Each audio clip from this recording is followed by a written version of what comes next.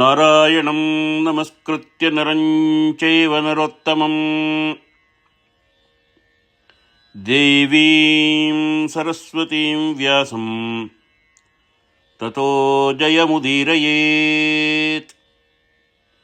ఓం శ్రీ గురుభ్యో నమః.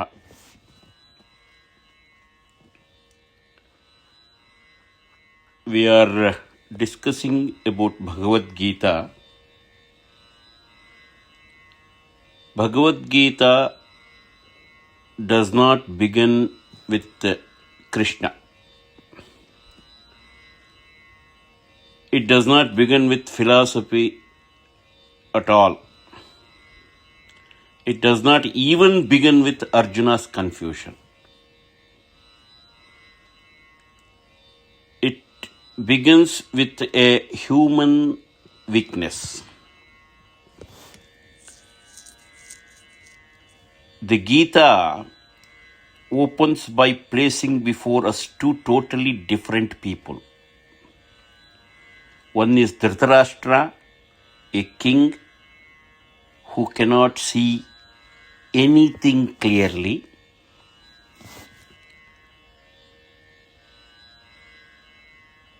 And another one is Sanjaya, a man who sees everything clearly.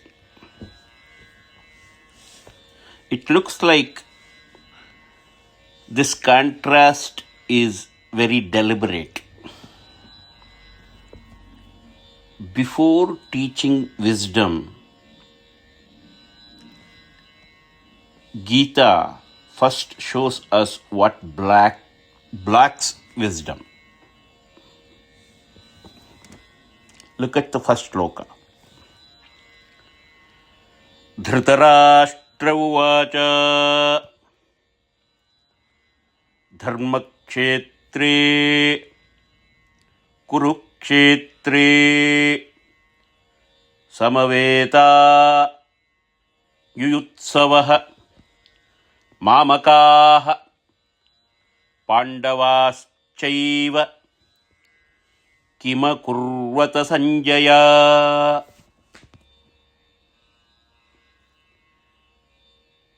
When we see all this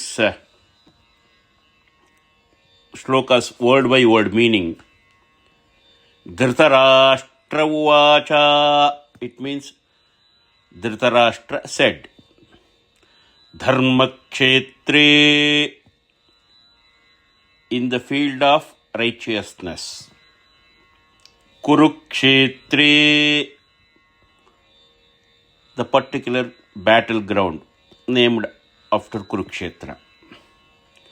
Samavetaha, having assembled together. Yuyutsavaha, desiring to fight. Mamakaha, my sons. Pandavaschaiva, and the Pandavas. Kim akurvata, what did they do? Sanjaya, oh Sanjaya. So when we see the first shloka, we will come up with this particular meaning, very simple meaning.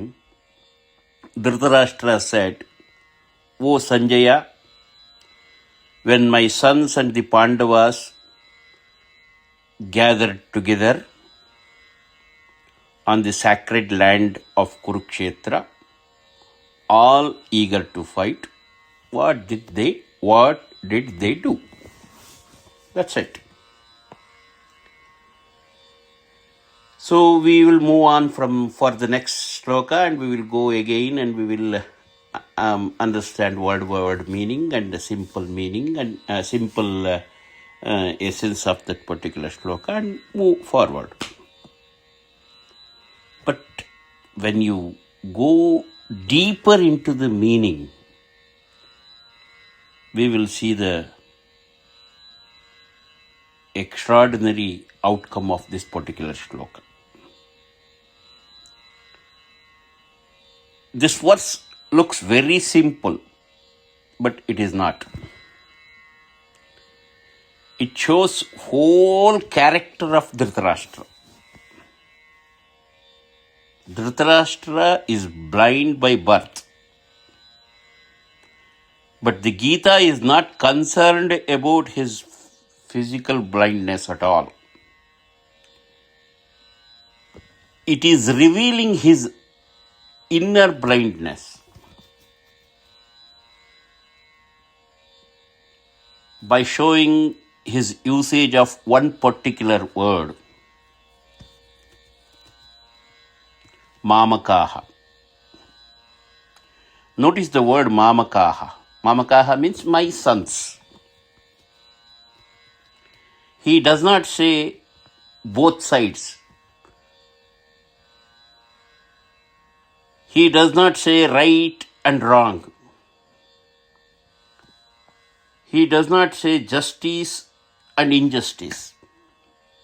He says, my sons and Pandavas.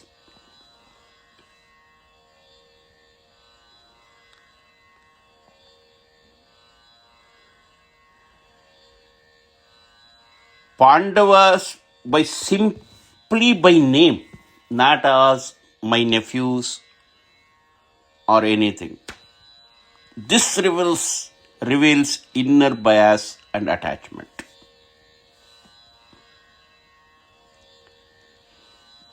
My sons and the Pandavas. This one word exposes his attachment and partiality. And attachment is the seed of all conflict. If you really want to know what Dhritarashtra's mindset, we have to go back to Mahabharata for a particular incident. All those discussions were happening regarding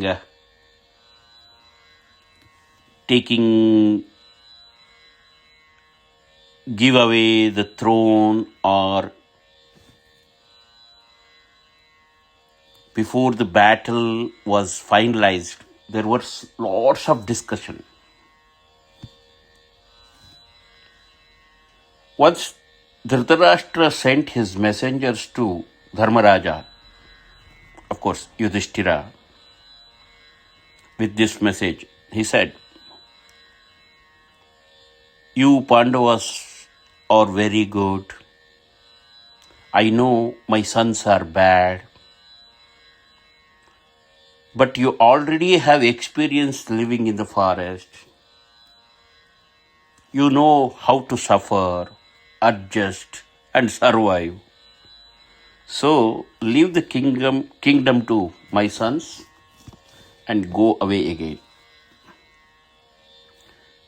This message is shocking because Dhritarashtra knows who is right, admits who is wrong. Yet he asks righteous to sacrifice. And he is rewarding the unrighteous with power.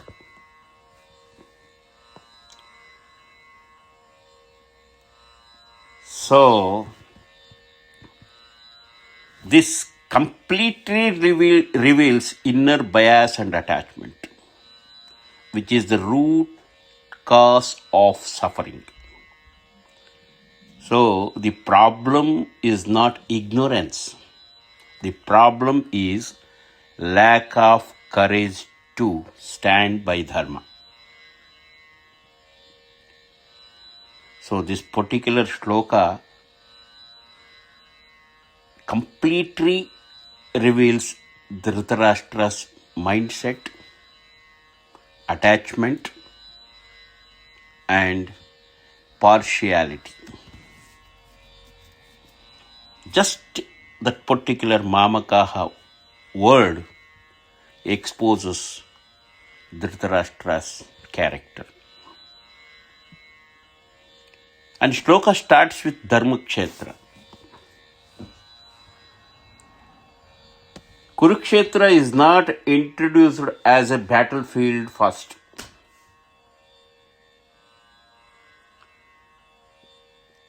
It introduced as a battlefield of Dharma. The verse begins with Dharmakshetra, the field of righteousness. Very sacred place created by Lord Parashurama with 5 lakes surrounding the area and known for its righteousness.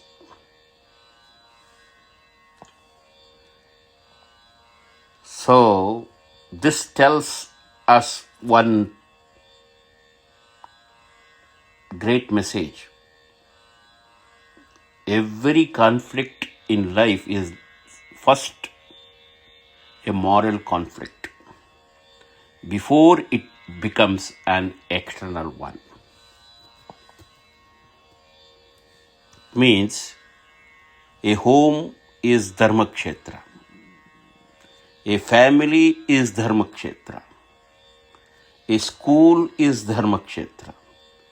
An office or a government is a Dharmakshetra.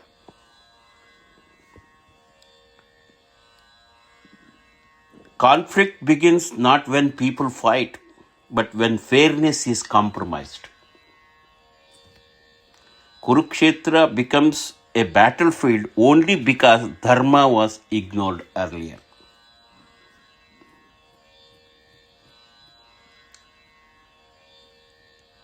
But there was no confusion in Sanjaya's mind. Dhritarashtra listens to everything, yet remains blind. Sanjaya sees everything, yet remains calm. So that is also it teaches something to us. Seeing is not about eyes. Seeing is about freedom from attachment. That is why Krishna's word reaches us through Sanjaya, not through the king. Wisdom can pass only through clear and honest mind.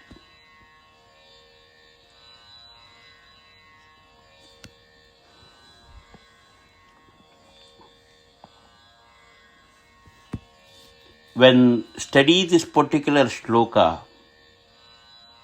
and Dhritarashtra's mindset, all the younger kids and youth should understand this. Imagine in your own family or your school, one child behaves responsibly. Another child repeatedly misbehaves. The parent or elder or teacher says, "You are good, you understand the situation, so you adjust. Let the other one go free." This looks very peaceful, but it is unfair. And unfair peace never lasts long. So, when we treat the situation like Dhritarashtra, ultimately we have to be ready for the consequences. Even parents and elders and leaders must understand this thing. Love should not become blindness. Sometimes silence is also a decision. Asking good people to adjust again and again is injustice. Protecting wrongdoing destroys both the sides. Dhritarashtra lost his sons, his kingdom, and his peace not because he is evil, but he failed to stand with Dharma.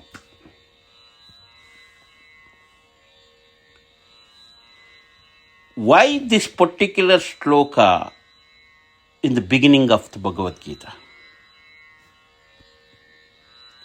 Before Krishna speaks about duty, action, devotion, or liberation, Gita wanted to ask us first, are you willing to be fair? Even when the truth is uncomfortable. If not, no spiritual teaching can help.